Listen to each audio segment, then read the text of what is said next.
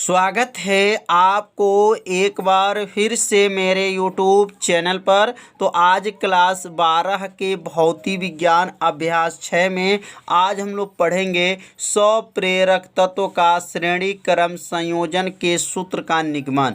मतलब 100 प्रेरण जो तत्व होते हैं उनका श्रेणी क्रम में आज जोड़ा जाएगा और उनका जो तुल्य जो है प्रेरक तत्व कितना होता है आज इस वीडियो में सीखेंगे। और एक एक लाइन आप लोग सभी विद्यार्थी समझिएगा, जहां आपको समझ में नहीं आएगा वहां तुरंत आप सभी विद्यार्थी कमेंट कर सकते हैं। तो यहाँ पर एक चित्र बनाया जाएगा जो श्रेणी क्रम जो है संयोजन रहेगा। तो यहाँ पे जो श्रेणी क्रम संयोजन मतलब यहाँ जो जोड़ा जा रहा है इसका नाम है प्रेरक तत्व। तो यहाँ एक प्रेरक तत्व लिए हैं, फिर से यहाँ पर एक और ले सकते हैं, 2 हो जाएगा। फिर यहाँ पर 3, यहाँ पर मतलब 3 जो है प्रेरक तत्व को लिया गया। कितने? 3 प्रेरक तत्व को लिया गया है और तीनों का नाम क्रमशः यहाँ नोट करेंगे। पहला का नाम हो जाएगा L1, दूसरा का नाम हो जाएगा L2 और तीसरा का नाम क्या हो जाएगा L3। तो यहाँ लिखेंगे L1 L2 L3। यहाँ हो जाएगा L1 और यह हो जाएगा L2 और यह हो जाएगा L3 हो जाएगा। और यहाँ पे क्या लगा है? बैटरी लगा हुआ है। क्या लगा है? बैटरी जो है लगा हुआ है।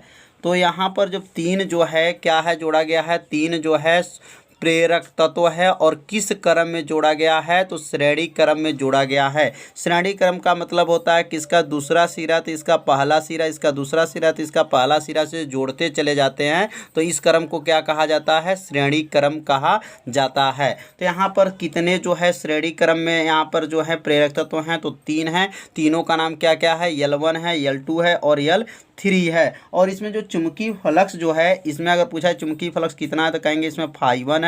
और इसमें क्या है? तो इसमें कहेंगे φ2 है। और इसमें क्या है जो है φ3 है। और इसमें धारा याद रखिएगा, तीनों में जो है, तीनों में जो धारा क्या होता है? समान होता है। मतलब श्रेणी क्रम में धारा का मान क्या होता है? बराबर होता है। ये तीनों परिपथ में धारा कितना है? तो तीनों परिपथ में धारा जो है I है। तो यहाँ लिख लेंगे माना 3 जो है, माना 3 प्रेरक तत्व। कितने प्रेरक तत्व हैं? माना लिखेंगे 3 प्रेरक तत्व जो हैं किस क्रम में जुड़े हैं? तो लिखेंगे 3 प्रेरक तत्व जो हैं L1 हैं और कौन है? L2 हैं और क्या है? L3 किस क्रम में जुड़े हुए हैं? तो लिखेंगे श्रेणी क्रम में जुड़े हुए हैं। श्रेणी क्रम में जुड़े हुए हैं। श्रेणी क्रम में लिखेंगे यहाँ पर श्रेणी क्रम में जुड़े हुए हैं। तो 3 जो है प्रेरक तत्व जो L1 L2 L3 जो है श्रेणी क्रम में जुड़े हैं।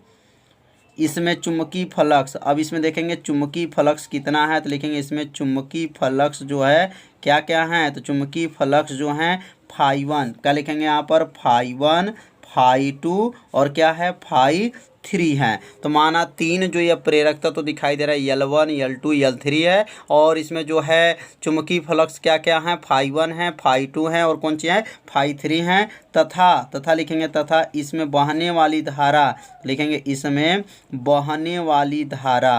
तो इसमें बहने वाली धारा क्या है? तो लिखेंगे इसमें बहने वाली जो धारा है वह I है। बहने वाली धारा क्या है? धारा I क्या है? समान है। समान मीन्स क्या होगा? बराबर।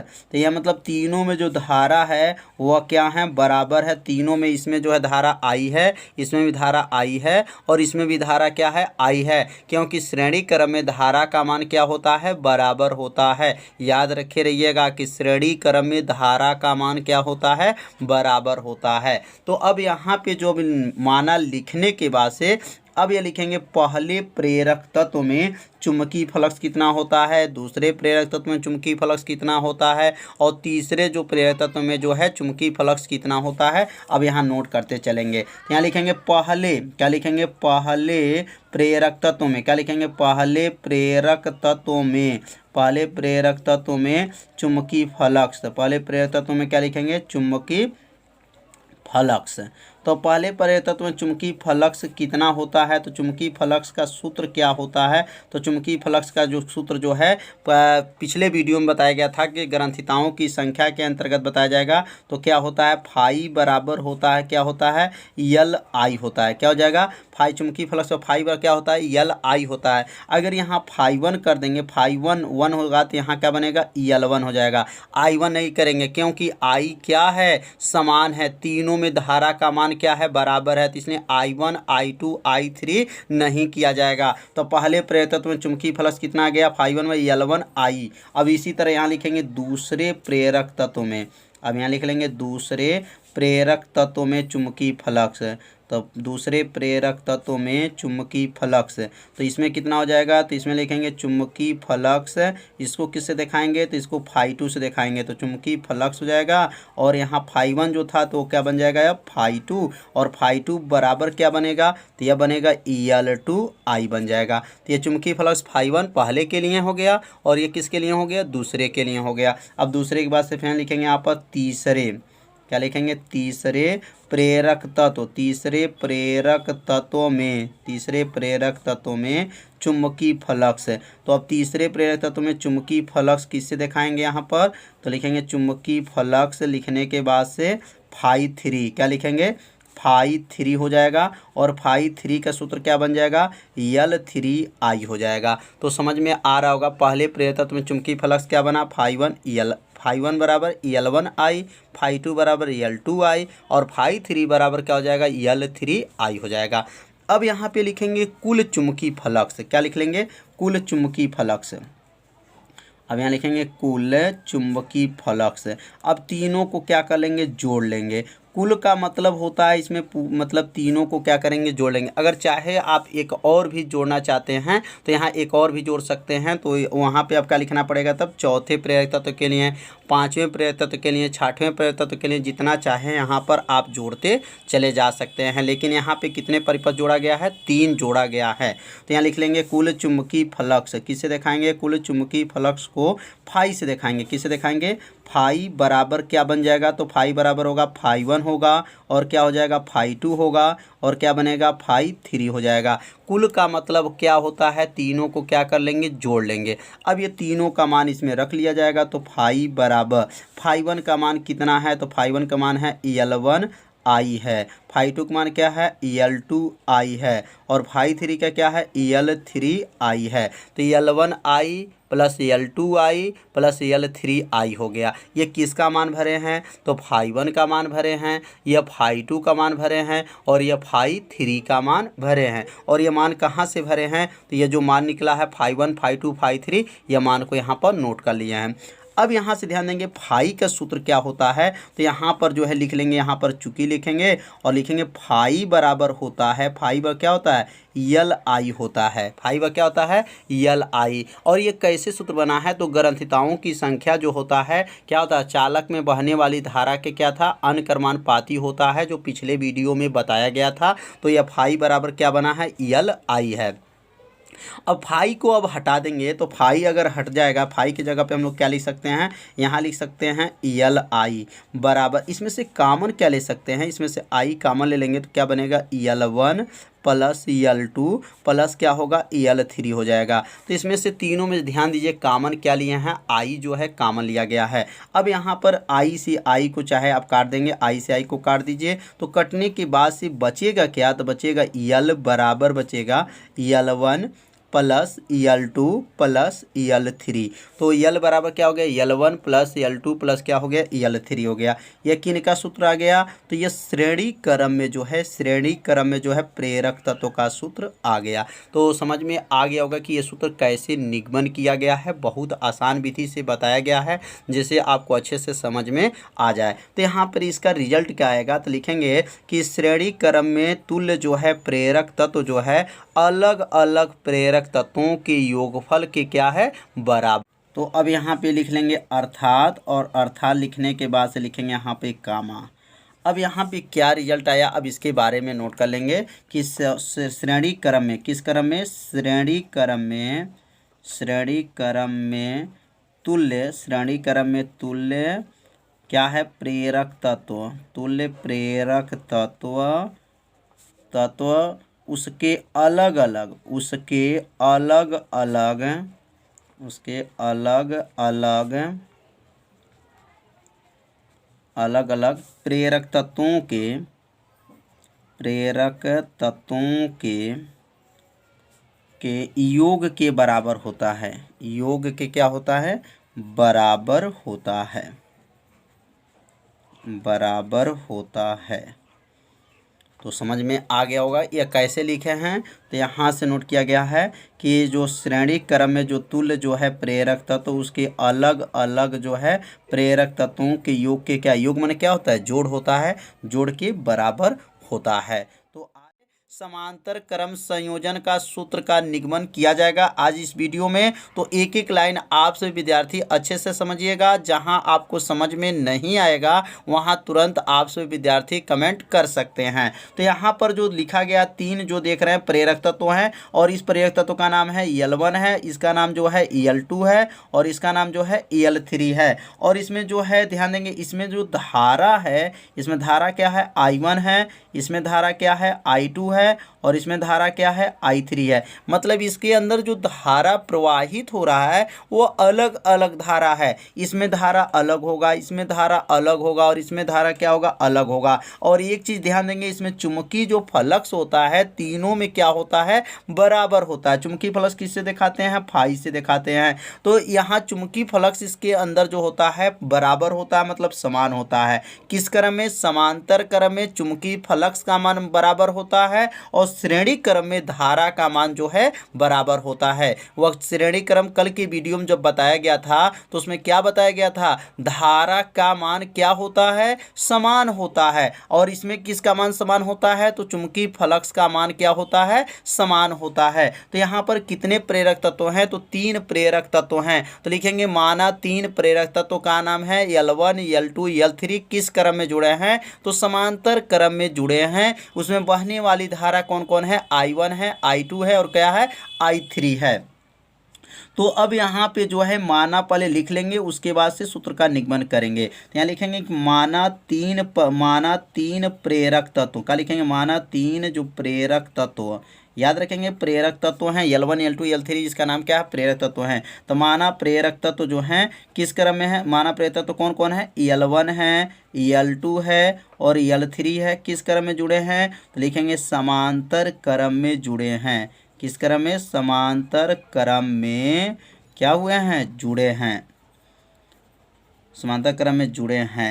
इसमें लिखेंगे, इसमें बहने वाली धारा, तो लिखेंगे इसमें बहने वाली धारा, बहने वाली धारा। तो बहने वाली धारा क्या क्या है, तो इसमें बहने वाली धारा जो है I1 है, और क्या है I2 है, और क्या है I3 है, तथा चुंबकीय फ्लक्स, क्या लिखेंगे, चुंबकीय फ्लक्स जो है फाई, इसमें लिखेंगे चुंबकीय फ्लक्स फाई समान है। चुंबकीय फ्लक्स क्या है, फाई समान है, समान है। समान मीन्स क्या होता है, बराबर है। कौन बराबर है, चुंबकीय फ्लक्स का मान जो है बराबर है। अब यहाँ पे जो है पहले लिखेंगे, पहले प्रेरक तत्व में बहने वाली धारा, दूसरे प्रेरक तत्व में बहने वाली धारा, और तीसरे प्रेरक तत्व में बहने वाली धारा की गणना करेंगे। तो अब यहाँ लिखेंगे पहले प्रेरक तत्व में, क्या लिखेंगे, पहले प्रेरक तत्व में बहने वाली धारा, पहले प्रेरक तत्व में बहने वाली धारा, बहने वाली धारा किससे प्रदर्शित करेंगे, तो बहने वाली धारा को I1 से प्रदर्शित करेंगे। तो यहाँ लिखेंगे I1 बराबर, अब I का सूत्र क्या होता है, तो I का सूत्र याद रखिएगा, फाई बटा क्या होता है, फाई बटा L1 हो जाएगा। क्यों, क्योंकि यहाँ I का सूत्र होता है फाई बटा L होता है। क्या होता है, I बराबर फाई बटा L होता है। तो यह 1 क्यों लिखें, क्योंकि पहले प्रेरक तत्व है, इसलिए I1 बराबर फाई बटा क्या होगा, L1 हो जाएगा। अब यहाँ पहले के जगह पे यहाँ क्या लिखेंगे, दूसरे प्रेरक तत्व। अब लिखेंगे दूसरे प्रेरक तत्व में बहने वाली धारा, दूसरे प्रेरक तत्व में बहने वाली धारा, बहने वाली धारा। अब किससे प्रदर्शित करेंगे, तो इसको I2 से प्रदर्शित करेंगे। किससे, I2 से। तो यह I2 बराबर क्या हो जाएगा, तो I2 बराबर होगा फाई बटा L2 हो जाएगा। फाई बटा क्या हो जाएगा, L2 हो जाएगा। अब दूसरे के बाद से क्या लिखेंगे, यहाँ पर तीसरे, क्या लिखेंगे, तीसरे प्रेरक तत्व में, तीसरे प्रेरक तत्व में बहने वाली धारा, तीसरे प्रेरक तत्व में बहने वाली धारा, बहने वाली धारा। अब धारा को इसको यहाँ मतलब तीसरे के लिए क्या कहेंगे, I3। तो पहले के लिए I1 है, दूसरे के लिए I2 है और तीसरे के लिए क्या हो जाएगा, I3 हो जाएगा। और I3 बराबर अब सूत्र क्या बनेगा, तो 5 बटा जो है L3 हो जाएगा। देखिए 5 बटा L1, यह बनेगा 5 बटा L2 और यह बनेगा 5 बटा L3 हो जाएगा। अब लिखेंगे कुल धारा लिखेंगे, क्या लिखेंगे यहाँ पर, कुल धारा। कुल धारा का मतलब तीनों को जोड़ लेंगे, तो कुल धारा यहाँ लिख लेंगे, कुल धारा I बराबर क्या क्या होगा, I1 होगा प्लस I2 होगा प्लस क्या होगा, I3 हो जाएगा। तो कुल धारा I बराबर I1 प्लस I2 प्लस क्या है, I3 हो जाएगा। अब यहाँ पे मान को रख लेंगे, तो अब यहाँ पे लिखेंगे I बराबर हो जाएगा, I1 का मान कितना निकला है, तो I1 का मान जो ऊपर देख लीजिए कितना निकला, 5 बटा L1 निकला है। तो यहाँ लिखेंगे 5 बटा L1 हो गया प्लस हो जाएगा और 5 बटा क्या हो जाएगा, L2 हो जाएगा प्लस जो है 5 बटा जो है L3 हो जाएगा। तो यह किसका मान है, I1 का, यह किसका मान है, I2 का और यह किसका मान है, I3 का है। तो ये तीनों मान जो है ऊपर से देख करके आप सभी विद्यार्थी भर लीजिएगा। भरने के बाद से अब यहाँ सूत्र लिखेंगे। चूँकि I का सूत्र होता क्या है, तो I बराबर होता है 5 बटा क्या होता है, 5 बटा EL होता है। I का सूत्र आप लोग नोट कर लीजिएगा, 5 बटा क्या होता है, 5 बटा EL होता है। तो इस I को हटा देंगे और यहाँ पे I को हटाने के बाद से लिखेंगे 5 बटा EL हो जाएगा, बराबर हो गया। और इसमें 5 जो है कामन ले लेंगे, 5 जब कामन ले लेंगे तो क्या बनेगा, 1 बटा EL1 बनेगा प्लस होगा 1 बटा जो है EL2 बनेगा प्लस हो जाएगा 1 बटा जो है L3 बनेगा। तो समझ में आ गया होगा कि 1 बटा L1 प्लस 1 बटा L2 प्लस 1 बटा L3 कहाँ से आ गया। मतलब इसमें से जब 5 ऊपर कामन लेंगे तो ऊपर 1 बचा रहता है, यहाँ पर 1 छिपा रहता है। तो ऊपर जो 1 जो है 1 बटा L1 1 बटा L2 और 1 बटा क्या हो जाएगा, L3 हो जाएगा। अब यहाँ काट देंगे, 5 से 5 जब कट जाएगा तो क्या रिजल्ट आ गया, तो रिजल्ट आ गया 1 बटा L बराबर आ गया 1 बटा L1 प्लस 1 बटा L2 प्लस 1 बटा L3 आ गया। तो यह जो सूत्र आया ये किसका सूत्र आ गया, तो 100 प्रेरण तत्वों का जो है समांतर क्रम में जो है तुल्य जो है प्रेरक तत्वों का सूत्र आ गया। तो अब इसका जो रिजल्ट आया इसके बारे में आप क्या लिखेंगे, तो लिखेंगे कि समांतर क्रम में जो 100 प्रेरक तत्वों का व्युत्क्रम जो है, व्युत्क्रम इसको बोला बट्टा में है तो इसलिए व्युत्क्रम बोलेंगे। और यहाँ व्युत्क्रम उसके अलग अलग प्रेरक तत्वों के व्युत्क्रमों के योग के क्या है, बराबर होता है। तो यह सूत्र जो बताया गया निगमन आप सभी विद्यार्थी अच्छे से समझ रहे होंगे। यदि आपको समझ में नहीं आया होगा तो ज़रूर आप सभी विद्यार्थी कमेंट कीजिएगा। अब यहाँ पे लिखेंगे अर्थात, क्या लिखेंगे, अर्थात लिखेंगे और अर्थात लिखने के बाद से यहाँ कामा देंगे। कामा देने के बाद से अब इसके बारे में लिखेंगे जो रिजल्ट आया है। क्या रिजल्ट आया है, 1 बटा L बराबर 1 बटा L1 प्लस 1 बटा L2 प्लस 1 बटा L3 जो आया है उसका हिंदी में क्या लिखेंगे, तो लिखेंगे समांतर क्रम में। किस क्रम में, समांतर क्रम में। लिख लेंगे यहाँ पर समांतर क्रम में, समांतर क्रम में तुल्य प्रेरक तत्व, तुल्य क्या लिखेंगे, प्रेरक तत्व का व्युत्क्रम, तुल्य प्रेरक तत्व का व्युत्क्रम उसके अलग अलग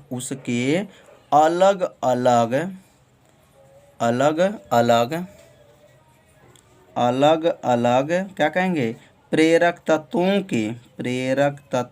के अलग अलग प्रेरक तत्वों के व्युत्क्रमों के योग के क्या होता है, बराबर। व्युत्क्रमों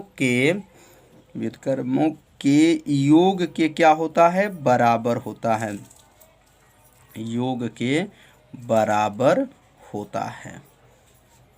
तो समझ में आ गया होगा कि इसे कैसे जो है निगमन किया गया और यह कहाँ से लिखा गया है। तो जो रिजल्ट आया है 1 बटा L बराबर 1 बटा L1 प्लस 1 बटा L2 प्लस 1 बटा L3, वहीं से इसको लिखा गया है कि समांतर क्रम में तुल्य जो है प्रेरक तत्व का व्युत्क्रम उसके अलग अलग मतलब L1 L2 L3 मतलब वो अलग अलग है। तो अलग अलग जो है प्रेरक तत्वों के व्युत्क्रमों के योग के क्या है, बराबर होता है। यहाँ चिन्ह जो दिया गया है बराबर का, तो बराबर होता है। तो यह किस क्रम में सूत्र का निगमन हो गया, गया, समांतर क्रम में तुल्य प्रेरक तत्व का सूत्र का निगमन किया गया। तो आज का पढ़ाई कैसा था, आप सभी विद्यार्थी जरूर कमेंट कीजिएगा। वीडियो को लाइक कर दीजिए। चैनल पर यदि आप पहली बार आए होंगे तो चैनल को सब्सक्राइब कर लीजिए और घंटी दबाना मत भूलिए, क्योंकि यह लाइव क्लास आपके लिए ही चलाया जा रहा है। तो अब मिलते हैं अब अगले भाग में, तब तक के लिए सभी विद्यार्थियों को नमस्कार।